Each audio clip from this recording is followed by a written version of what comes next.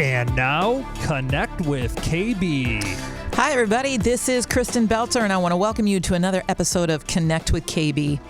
My guests today are creating a buzz around Careers in Energy Week, which is October 19th through 23rd, as more than 140,000 Michigan residents hold energy-related jobs today. The Michigan Department of Labor and Economic Opportunity estimates energy jobs will grow by 8% through 2028. There could not be a better time to get into energy. I want to welcome to the podcast Tracy DiSanto from DTE and Monica Martinez with the Ruben Strategy Group. They are both members of the Michigan Energy Workforce Development Consortium. Thanks for joining me. I'm so happy to have you here. Thank you, Kristin. I appreciate being here today. You Absolutely. bet. Thanks so much, Kristin. This is great. I'm excited, you guys. We've had an opportunity to work together through Munich, MEWDC, and this is a big week coming up here for the consortium, as well as the energy industry. And Trace, I'm going to start with you. I'm going to let you talk a little bit about the Michigan Energy Workforce Development Consortium and kind of the backstory on how this was developed. Go ahead and share that with the listeners. Okay, so Kristin, it's a story that, I started in this space about 7 years ago, but this consortium's been in place for over 10 years. Actually, it's in its 12th year. We're part of a national consortium as well, the Center for Energy Workforce Development. And really, this was, an effort that was developed through the Electric Energy Institute, establishing, and I'm going to pull this down a little bit. You bet. It's a little hard to chat here. So it's been established, through the Energy Electric Institute, and the focus is really on workforce issues and in the energy industry. And 10 years ago, we really focused on, the need for skilled workforce, knowing that in the energy industry, our attrition, there are a lot of individuals that will be retiring. And this is, because the energy industry, the individuals stay at our company. Many of our, employees are, well over 50 years old, and they work, starting, very young and stay in this industry until they retire. And so, the focus was really to identify and build pipelines and to focus on a qualified and diverse,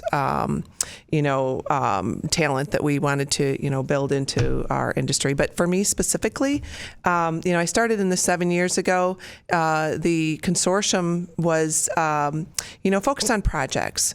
And myself and the person that joined from Consumers Energy, we really looked at what's the opportunity for us to really take the consortium to the next level and really get individuals involved, look at who is partnering with us, we had quite a few educational resources that were involved, the Michigan Works Agency, and really our Michigan Workforce Development Agency at the time, really establishing, what kinds of things did we want to focus on. And you've had an opportunity here to co-chair the consortium with Sharon Miller from Consumers, and the partnership between DTE and Consumers has really been incredible in regards to the work that you have done and bringing people to the table. And that's the thing that I thought was really something that we should share about these 50 energy partners in the state of Michigan having an opportunity to come together to build the workforce. And, you and Sharon have led with really so much passion for this, and I see that. And in the last 10 years, what do you think has changed the most about the industry? And I'll start with you, Trace, but I'm going to jump over to you, Monica, in just a second. I think one of the uniqueness items around the energy industry is that, we collaborate. And I think that just to mention with Sharon Miller and others, we do share best practice and we collaborate. So I think that I'd like to mention that before we talk about what has changed. And I do think that the focus of the energy industry is shifting to renewables. It's shifting to, energy efficiency. And the technology that people need to be able to understand this task and the skills necessary to be able to deliver power. I mean, those are things that are really shifting the way that we do our work. Well, and it's so much more than just things like positions as a line worker, but there's a lot of opportunity in IT, in human resources. Monica, I wanted to ask you, You served on the Public Service Commission for years. How do you see the industry right now growing, and kind of what's your take on your involvement? I think a lot of it is right. I mean, that was just mentioned. I mean, the collaboration has really increased over the last 10 years, but also our focus today, we're talking about climate. I mean, those are the things that we're talking about, and that's what, is being debated on, even on the presidential stage. And as that happens, I mean, more people are interested in it. We all have a stake in how that future comes to be. We're surrounded by the Great Lakes. I mean, we have young folks who are interested in it. And I think that's where we see more of that energy and more of that vibe, from energy storage to energy efficiency to clean energy projects. We're talking about new technologies that will lead us into so many different ways that we're really seeing that hedge on to that future. Well, and not only that, but this opportunity that the energy sector has become very diverse, and there's a lot of opportunity, the conversation around equity and opportunities for all. And so talk a little bit about that in the work that you're doing. Absolutely. I mean, I think when we think about equity, especially in today's stage, it's beyond diversity and inclusion. It's getting into that next level where we're really thinking about a culture shift.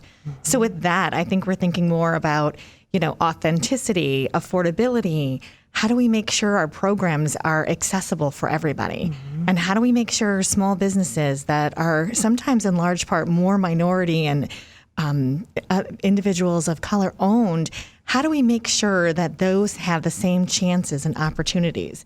Well, and that's really kind of where Careers in Energy Week comes in now from an educational standpoint, and an opportunity to really share with people the opportunities that are available to them for young people. And let's talk a little bit about some of the activities for next week, Trace, on, the virtual career fairs. I know that DTE has done a lot of work. We'll be hosting some well, it won't necessarily be an open house. It'll be virtual. But Talk a little bit about what you see happening and what people can learn from Careers in Energy Week.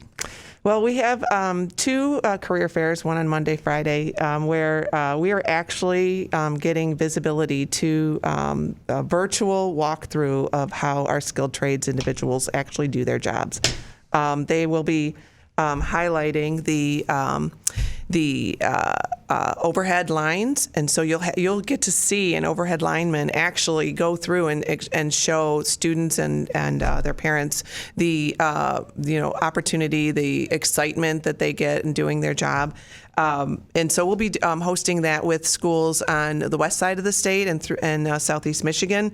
There'll be over 300 participants that will be able to get that visibility, and we actually will have legislators that will be participating in those events as well. So I'm really excited about that visibility that they'll get. Well, and all over the state of Michigan. I mean, next week there are so many activities and ways for people to get involved, in students, and there's going to be a trivia contest and opportunities for them to win some Amazon gift cards as well as their schools. And I think we've got a drone there too that is going to be available for students to win. There were over 500, I think, participants last year. So there's so much opportunity that's being presented to them.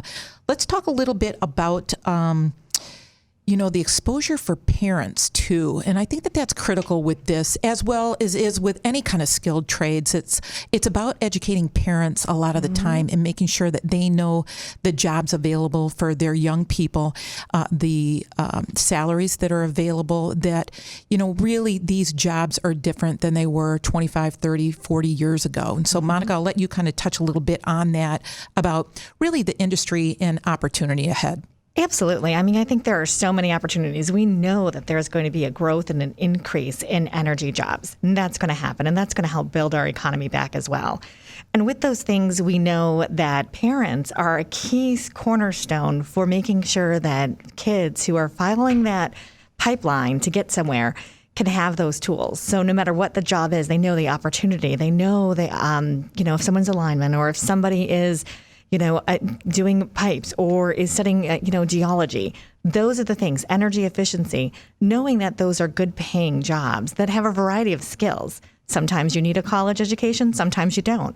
And what is that pathway? And so making sure that parents know those opportunities are great, because I remember growing up as a kid, we'd know what a doctor, lawyer, police officer, just those basic things that you see.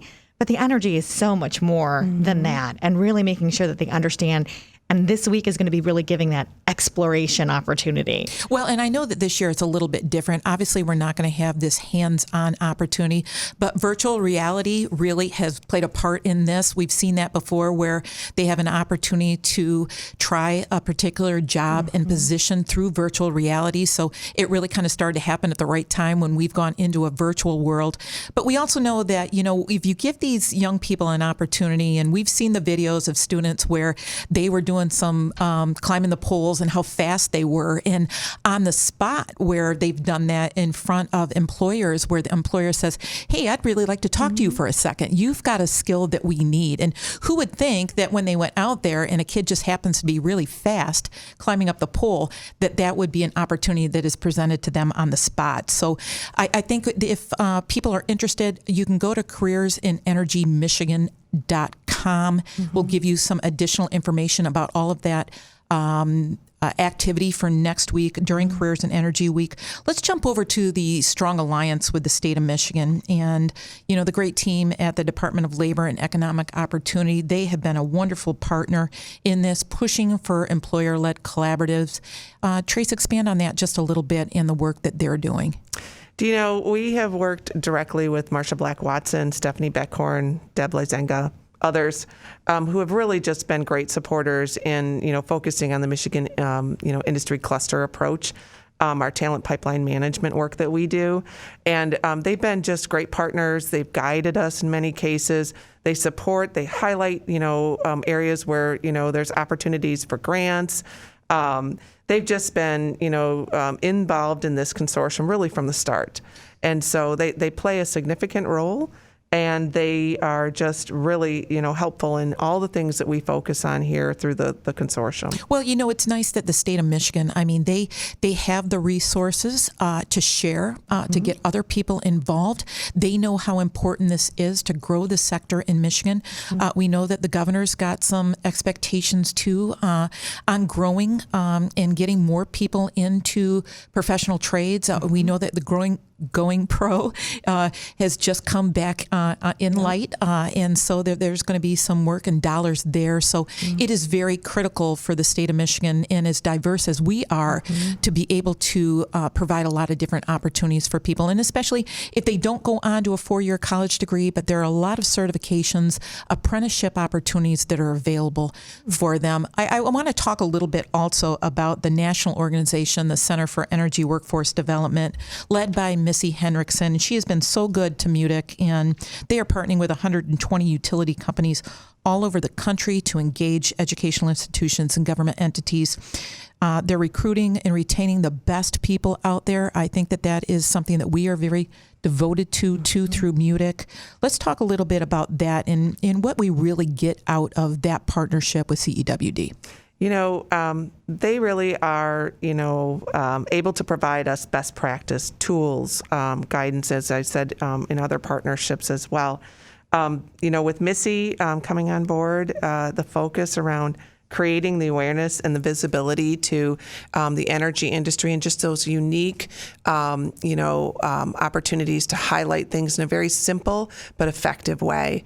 They are looking at the different activities around diversity, around, what are the needs of the energy industry, and really just partnering and creating that really great network that we have to be able to, just connect for best practice and just getting to know other individuals in the utility industry across the nation. Well, and not only that, but really kind of breaking it down to, and not just talking about diversity, but really in specific women in energy, the LGBTQ community, veterans. There's so many opportunities now for people to find a place in energy. And, Monica, you do a lot of work with this. I know that you are instrumental in running the AWE, Advancing Women in Energy, and talk a little bit about that and the interest that women are showing. Well, I think women, when we all first started, when I joined the Michigan Public Service Commission, we were actually one of the first in the country that was actually majority women. So, that tells you at that time, and even today, sometimes finding a majority commission, even in the regulatory sector, we see more and more women taking active roles and just really being out there and actually deciding that energy is the right choice for them. I mean, from line workers to everything. So, to CEO, obviously, with Patty Poppy. I mean, there's that opportunity. And I think it's about making sure that the workplace is more inclusive to make sure that we're actually retaining women. And we're doing a better job of that in the industry. And that's what it comes down to, is making sure that we can all do what we want to do and be authentic with it. Absolutely. You can get connected to Careers in Energy Week at careersinenergymichigan.com. There's a lot of activity out there, lots of things that are going to happen next week for Careers in Energy Week. So I suggest that listeners bring their students to that website to learn more. I want to thank my guests, Tracy DiSanto from DTE and Monica Martinez, principal and founder of the Ruben Strategy Group. And I also want to thank my supporting sponsors, Marketing Resource Group, White Law, Dowding Industries, Governmental Consultant Services, AF Group, AT&T, and the Loomis Law Firm. Until we connect again, go live your best life. I'm your host, Kristin Beltzer.